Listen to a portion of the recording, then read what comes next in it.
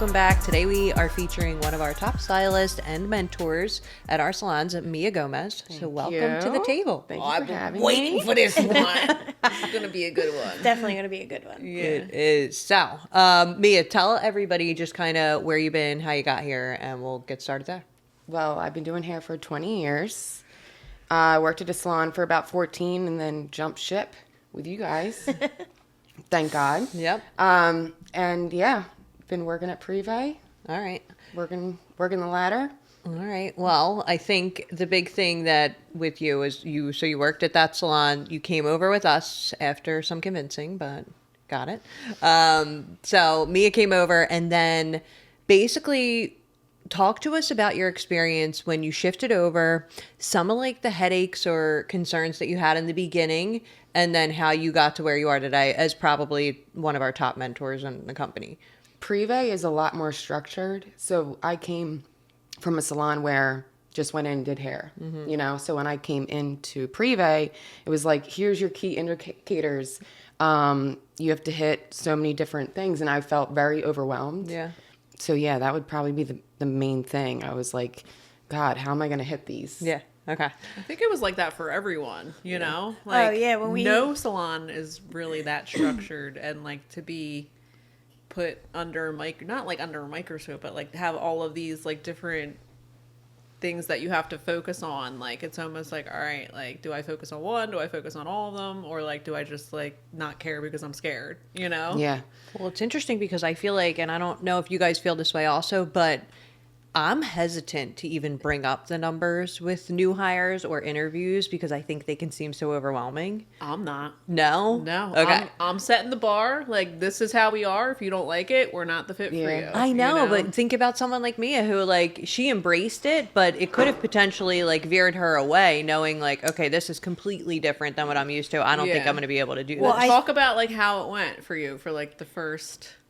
Like, I'm were a- you like, oh, shit? well, like, yeah, I like I was like, what the heck? Like, very scatterbrained, you know? But I embraced it and just broke it down. And I was like, okay, I have to do this, this, and this. I'll get there. It just made me more consistent within my day, too. Yeah. You know? So, Can we just quickly recognize the internal battle we all have with ourselves? And I'm using you as the Yes. example because you sit here and say you're so scatterbrained, and I'm like, you're one of the most put together people I've ever seen. So Yeah. Well, talk to us, like, I feel like everybody has, like, a pivotal moment in their life where they're like, you know what? Fuck this. Like, I'm gonna do this. Like, was there something like that for you where you, like, flipped a switch and you're like, you know what? Like, I'm gonna do this. Like, I can do it. yeah. Or I have to do it. Yeah, like I have to do it. Like, Yeah. this is what they're asking me. This is what I'm going to do. Yeah. And I just became really focused. I'm like, okay, if I hit this number, I'll jump. And I feel like I did jump a couple times pretty quickly. I'm like, okay, I can do this. Let's keep going. you had momentum. Yeah. So once it clicked for you and you started to really understand the why behind the way we were doing things, and it wasn't like, oh, this is just what you have to do to discipline anybody or to these are just the tried and true practices that we've had going for the years and we've known the success behind them. So I think for you, when you initially embraced that concept and you didn't feel like it was going to negatively impact you in any way, you really took off. Like Yeah. momentum took over. You were one of the 2 stylists who have ever done this in my experience, but the momentum took over. And you had a double level jump in one 6-month period. Like Yeah. that's how insane it was. And we sat down and I'm like looking at your numbers and I'm like, Mia, like you're hitting, I mean, this is a double level jump. This isn't even just one. Like you were just so focused and paying such close attention to your business that it really like skyrocketed. Yeah, I feel like all the key indicators keep you focused and keep me on a routine. Yeah. Like my whole day is routine with every client. So yeah. Would you say the driving force was like the promotion? Like, what are you motivated by? Yeah. Definitely. Okay. And not just the promotion was I became more busier, you know. Like that all started Yeah. to like, it wasn't Everything negatively impacting you. everything like, started trying- falling together. Cool. Love that. Yeah. How was your transition when you left the other salon and came to us? Like, were you like in a lull, or did you just like pick up where you left off? Well, I don't like change. So Yeah. like coming in, different color line, I was scared about that. Didn't really know if the employees were going to embrace me coming in because you really didn't Wait, stop. hire stylists. Yeah. You had to work your way up. But yeah, once I came in, everyone was like so welcoming and Yep. And then how long after did you get your first promo? I think was it 6 months? It was close. Wow, it within was 6 it was months it you was had your definitely first within promo? a year for sure. Yeah. No doubt about it. Yeah. And she was like slightly hesitant to, like retail wasn't like a big thing that she was focused on. No. And so like that's a massive piece of the puzzle. And you were a little bit hesitant about some things in the beginning, but then, and once you embraced it and once you figured out your groove and the things that were working for you and your guest, and also like you're just the most authentic person that I Thank think you. like you just have a natural draw to humans in general. But I think once you embraced that, you're already pre-booking. They're obsessed with you. They're coming back. So like the key indicators for us are what they are, but the retail was probably the most difficult one. hardest. Yeah. I remember talking to Lindsay and I was like, I can't do this. Like, I can't sell. And she was like, girl, you are so authentic. Like, you don't even sound salesy. Like, take it as you're helping your guests. They don't know. 100%. And I was like, okay, yeah, you're right. Like, they don't know. So I turned it into teaching and then in a sense, just selling. Yeah. She's All right. the perfect example of like when team members come to us and like, oh, why am I going to sell retail? And it's like, Yeah. well, if you do, like Yeah. everything kind of benefits you after that. You know what I mean? Like Absolutely. the trust factor alone Yes. to like be able to get somebody to book their appointment before they leave and take a recommendation that like you're giving them and helping them solve a problem. Like the rest is history. And we also like, I think back before I knew anything about like mentoring and coaching, and all I knew was like these are the numbers we need to reach. But over the years I've figured it out, and it's when you can shift from I need to sell retail to I need to educate my guests. Absolutely. And take all the pressure out, it completely changes everything. Absolutely. They're investing so much money in their hair. That's the least thing I can do. Yeah. You know? Yeah. And that goes like to the fact of like, when you do have somebody in your chair and they spend $400 on a complete transformation, and then they walk out the door and they wake up the next day and their hair is extremely dry. And the stylist didn't even mention Right. like, hey, giving you a heads up, it's probably going to be a little dry. We did a lot of bleach. You should use a mask, Absolutely. like whatever. So I think that definitely comes into play. But let's pivot this. I want to talk to you about your advancement in the company, where you shifted from this amazing stylist who was, performing so well, growing. You had this drive of momentum that was happening. And then I was like, I see a star here and I need you to help me. You didn't say it like that. You probably said, listen, I got to run by something. Can I ask you a question? Me is keeping it real and right then now. I was like, I'm not going to be able to say no. This is what she does. Oh my God. All right. But Juan I said, I believe see her. a star right now. I believe her. Hey, what are you doing? Yeah. You created this like mentor thing that we have going Yeah. on. She was like, no, I need you No. to be a mentor. And Yeah. yeah, you're not going to say no. You're going to try it out. Yeah. Oh, well, I got to be honest. I had to do that for the podcast. I text her. I'm like, hey, any chance that you'll come on the podcast? Crickets. And she's like, no, I don't like public speaking. It's like my biggest fear. Next, that to me, it was like, okay, I need a phone call. I'm not even going to respond via text. Now I'm calling. So I You responded. I did. Yeah. Oh man, what did I say? Fuck you. Nuh-uh. I think I did. You did. I was like, F you, you're going to be fine. Come on. She's You're serious. aggressive. Yeah. So then I called her and I just said, listen, I'm like, you got to do this. And her response was great. And it made me feel good. She said, you always push me outside the box and I never regret it. And I was like, all right, cool. Because I feel like you do that for your mentees. Yeah. So- You're never going to grow comfortable. That's true. And you push me and I'm like, okay, Yeah. I believe what she says and I'm going to run by it. I love it. That's so good. So you started mentoring with the company, and I got to be honest, from my perspective, it was very quick that I noticed like how it was a very different experience for you as a mentor. You took it so seriously, and your mentees were level jumping. Like, it was like there was something there that, like, I was like, oh my gosh, like, she's got it figured out. And even, like, you could teach me things with this, to the point now where, like, for 2025, I'm really kind of pulling out on a lot of the mentoring. And like we spoke about yesterday, but it's people like you who really give us that opportunity to be able to scale back and let you guys get involved in this. And I think there's a lot of benefits. One being the relatability portion. Absolutely. Like, you just have a direct relation to these girls. Yeah, But talk to us about it. It's the connection that I have with them, you know. I really do look at them as my younger self. I am an observer, like I've said before on the floor. Yeah. Like, I notice everything, and I'll see something, I'm like, if she just said it like this, or if she just did it like that, like... Should we do it better? Like, Yeah, just, like yeah. she would do it She would better. have made more of an Yeah, impact. Yeah, Yeah, more of an totally. I'm impact. like, she just lost that sale, or So just listening to these girls, making it a connection. I want to see them do good. Yeah. And when they grow, I grow. You know, I learned so much from them. Talking with them, their problems in their life, at the salon, and just giving them advice. I feel like I've probably been in most scenarios that they come to me with problems within the salon, and how I, overcame them. So yeah.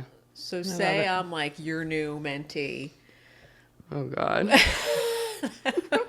What like questions do you like ask them? Like, so this is like someone, I mean, obviously you know the person because you work with them, but Yeah. like this is the first time you're having like a one-on-one. What type of questions do you ask typically? First thing I say is how are you doing? Trying to build a connection. How was your month? Do you have any issues within the salon? Anything you feel that you really need to work on? Basically, just deeper connections, I feel like, start out, and then they most likely open up to me. So you're initially not starting with numbers. no. You're just trying to build Yeah. rapport and connection, Yeah. like you Yeah. said. I want to know That's like what's key. going on in their life. Like Yeah. what are their goals? Do they want a new car? Do they want, one girl wants a nose job. Yeah. I'm like, all right, Hell well, yeah. then, like let's is go. You got to put a driving force behind it. That's Well, amazing. it's interesting, man, because I feel like you are so relatable and people connect to you and are drawn to you. Not just because of how good you smell. Do you guys smell her right now? No, I don't. I'm Oh my jealous. God, this perfume. I'm You getting it could for smell you. Mia What is come it? down the hallway in work. Like, What is It's it? the back coverage dupe. Oh, I like it. but anyway, people are drawn to you. And I've actually, I was lucky enough that me and you, for a short amount of time, but we were sharing our groups of mentors or mentees, sorry. And one of the things that I found very interesting when I did get to sit in on a few with you in the beginning, and a couple things that I picked up on are, I don't know how well, like, you just understand the numbers so well, like more than I do, like to the point where I had questions for you and you were explaining it to me. And I just think that has to push so hard for these girls because they can ask you anything and you always have an answer. Like, you just understand the whole program. Like Monica said, you have it so figured out, and not just with like connecting with them, but like, I feel like just knowing the numbers inside out, and what drives and how to get them where they need to be. You just have a really good, it's like a talent of yours. Oh, thank you. So I want to give credit where credit's Thank due. you. For sure. Yeah, it can be overwhelming, but Speaking of that, what would you say are some of the most like difficult things about mentoring? And we know that there are some challenges to come with it, but getting the numbers, sometimes I'm like, the rent is due. It is the first of the month. Come on. I love her. Sometimes they have off months, and I'm like, I'm a very consistent person, so I have a hard time when they aren't consistent, and I'm like, what's going on? It definitely gets you. Like, does. you and I, so I typically sit down with all of the mentors monthly just for check-ins, and you brief me on what's going on with all of your people. And when you have somebody that isn't in it, maybe they have something going on in their personal life, or maybe they're just feeling extremely discouraged and not interested in doing it. But I feel like it impacts you. It does. Like, you're like, I don't know what else I can do. I'm really trying, but she's not interested. And it like definitely like hurts, I feel. And that's like that alone, like the connection you have with these people where you almost want it for them more than they want it for I do. themselves. Like And when they achieve their goals, it's almost as if I got a promotion, you know? I remember the first time I called you, the first person that got a promotion, I was like crying. You were? I was like at the shore carrying my laptop around, and I'm like, I gotta be ready at 5 o'clock. She's gonna send me her numbers. yeah. Yeah, I was like so excited. Well, I love seeing you because you genuinely, like, there is something inside of you that lights up when your people win. And it's so amazing to see. And I feel that, you know, like as an owner, like my success is showed by your success. Like that's just how we are. That's how we roll as leaders here. That's how it goes. But to see other leaders within the company have that same drive and feeling just like literally lights me up. And it's true. Like I can remember that call. And I'm like, Mia's at the shore right now, literally counting down the hours until this person's done their shift so that they can send her numbers so she can plug them in. And it's just like, you know, it's not usual. Like most people aren't quite as committed as you are. I love it. I think I get texts at 10 o'clock at night. I'm like whipping it down. I'm like, I gotta see where she's at. Like, did she listen to me? Did she take my advice? And just them making a little bit of changes and then seeing them grow. I'm like, oh my gosh, it's so exciting. Have you ever had somebody that was really struggling and took a long time to get from point A to point B? In that scenario, was there anything specific that you did or you learned or like value that you could bring from that coaching? Yeah, like looking at the numbers, if they're so far off, it can be very discouraging. They feel lost. So I'm like, okay, instead of, you know, you have to be at 0.5, let's get you to 0.3 this month. Let's not concentrate on where you need to be, but let's get you there. So yeah, I think that breaking it down, the numbers, Like they're piecemealing it. Yes, Yeah. piecemealing their numbers. Yeah. So it doesn't become overwhelming to them. That's great. So they can still stay on track.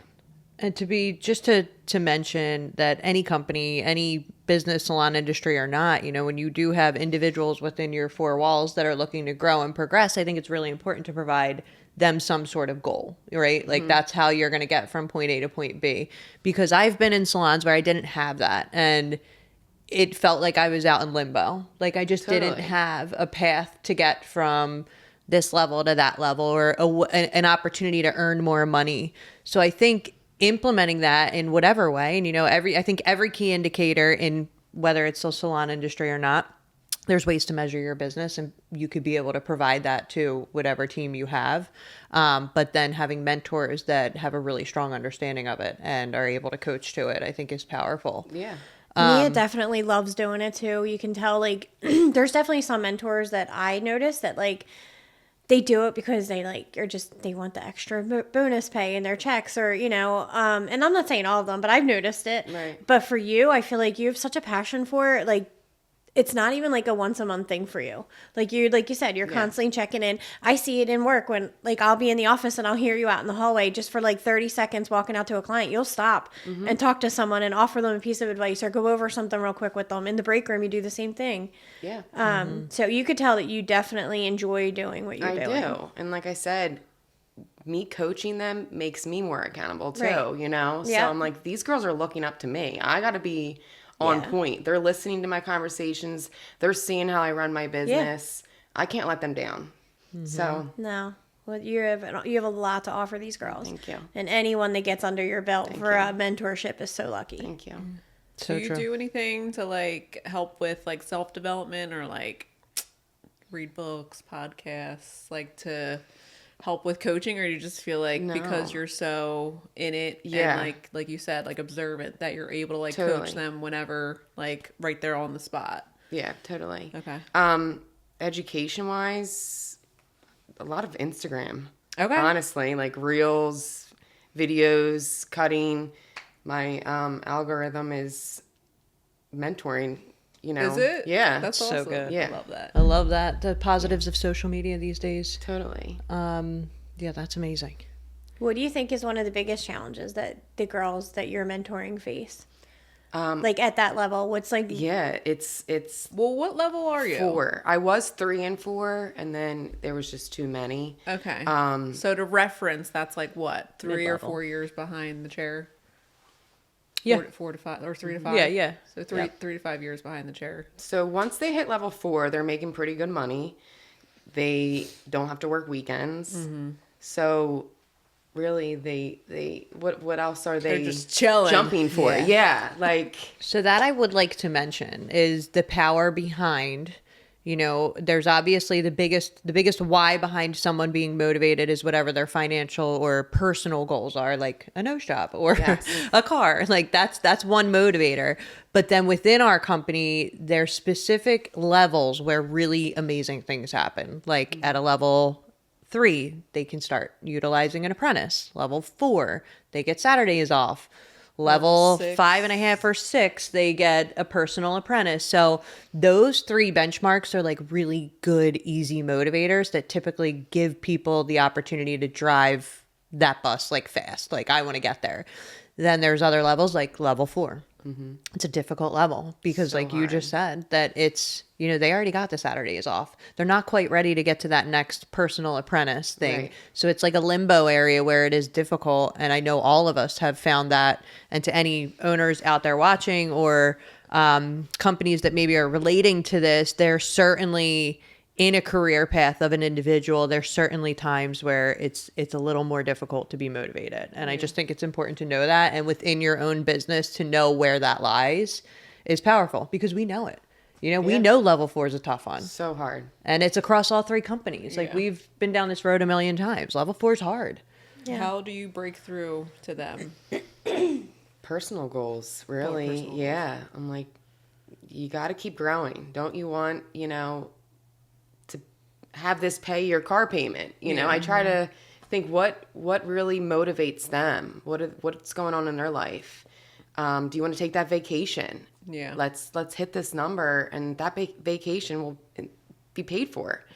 So yeah, basically just being more on a deeper level of like goals, what they want in life outside of the salon. Right. Yep. So out of all the levels that we have within our company, who do you guys think is the most challenging level? Is it level 4? It's 4. 4. Hands down. Well, I think it was so, I don't know if this was strategic or not, but the fact that we have Mia coaching our level 4s is amazing because she is just such a cheerleader. She's so hype, and I feel like that's what level 4 needs. Yeah. Yeah. Can It's you come difficult. coach mine? But I got to be honest. Remember, there was a point, was it 2 years ago, where I couldn't even get anybody to mentor. Like it was a point where like all of our original mentors kind of got burnt out, which happens. Yeah. Mentoring's tough. Yeah. It's an added piece of the puzzle that is tiring. And if you don't have a motivated group of people, it can become daunting. And I think that's when people are typically like, I need to scale back. Give me a break. I'm going to take off for a year. Lindsay's an example. Lynn's backed off. She was really focusing on her kids and her time at the salon and didn't really want to take on anything else. I just convinced her to come back, so I'm happy about that.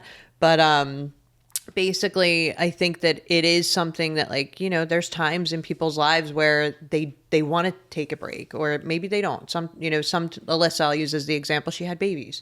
She was like, I can't do this right now. I just don't have the time and energy to put into it, which we respect because we don't want somebody in it that's just collecting numbers and throwing them in.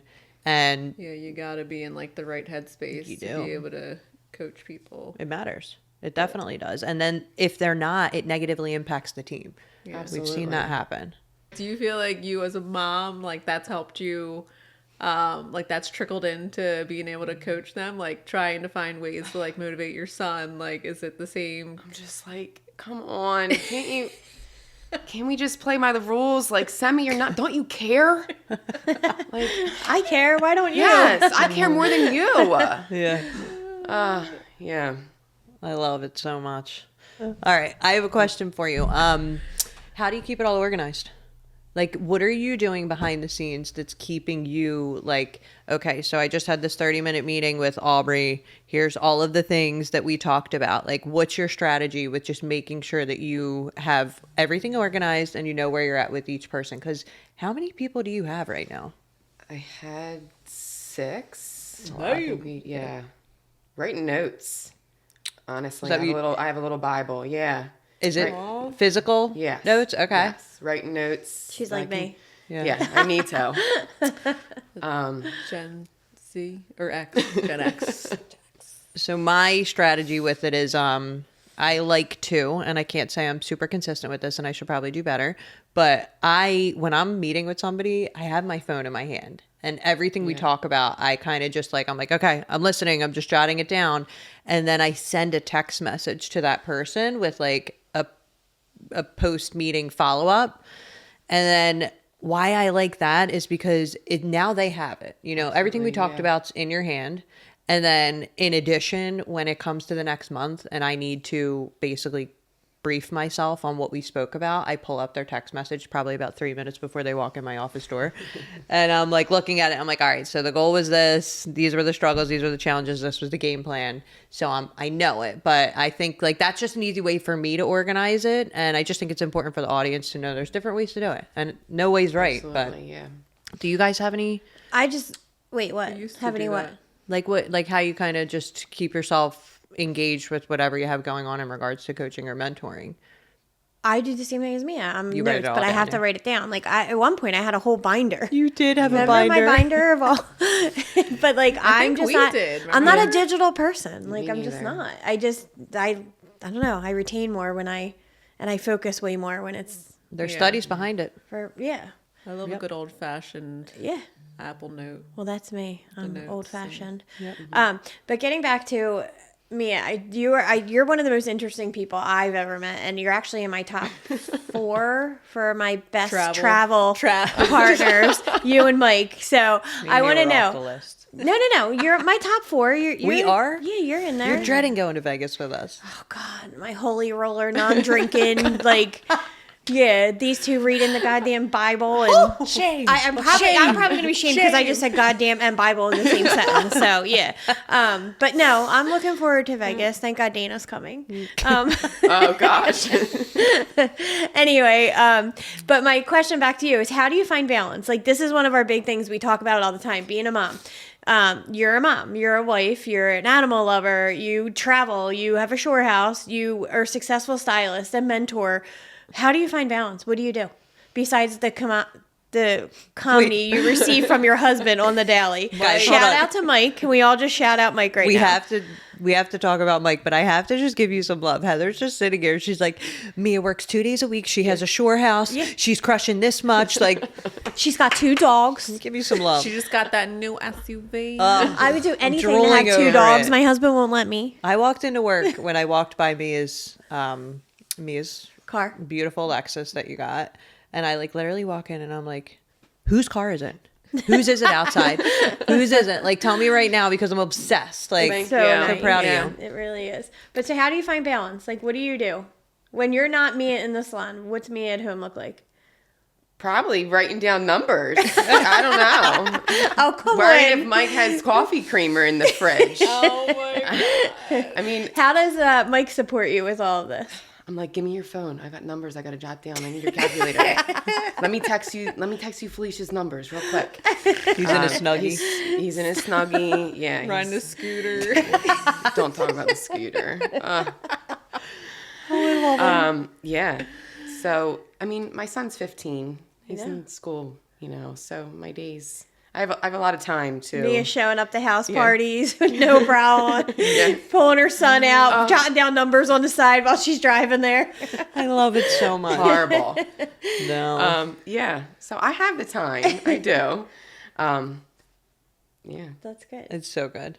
You just have a natural ability to really number one, you attract people, and you're just one of the most genuine humans I know. Thank you. And I think about that outside of the mentor program and the salon and just like what I know with your relationships with people. And I just think that's kind of it. Like, we are so lucky to have people like you within the company that really genuinely care about others. It's not, solely focused on you and your success. You really, really light up when you see other people thrive. Definitely. And that's been like, I can't imagine you not in this type of role. Well, thank you. Like like I said, some people outgrow it, some people step back, but I feel like it fulfills you in a way that's completely different. Yeah, it's like they're my babies. I'm watching them grow. You know, I have But you one. really I'm do treat them like yes, that. I Like do. you mother Like, them so well. They listen to me. Because you're nurturing. You really are. It's so funny though that one of your fears that you said when you first joined the team and like why you were scared to join the team was because you were afraid like if it was going to be like a good fit for you and you were Yeah. like scared if like the team was going to embrace you. Well, we were just like talking before you got here like how much the team did embrace you and it Totally. I was was like like, a "Ah, no-brainer. it's It like a was like breath of you fresh were air." meant to be there the entire Oh, time yeah. Thank like you. you were. Privé Yeah. would not be the same without you. No. Yep. you. You proved and I guess like maybe this was in our head just from where we used to work that like you don't hire stylists. You know, like you grow them. Right. You don't hire them. And when we hired you and you know, you came in and that was a given, like obviously we were going to hire you. But you encouraged me to consider that again.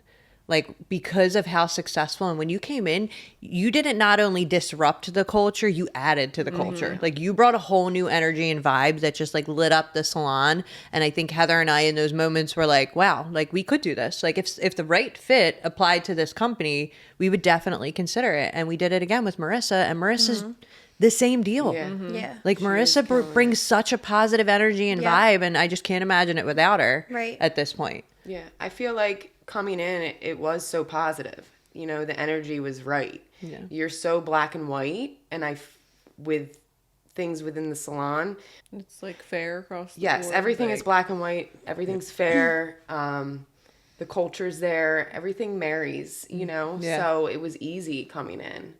I love that. Totally. Good. Well, I love it. Well, it was really, really nice having you today. Thank you. Anything else we want to add? No, I think I'm good. All right. You killed it. Thank you so much for joining us and we'll catch you on the next one. Love it. Don't forget to like and subscribe. There it is.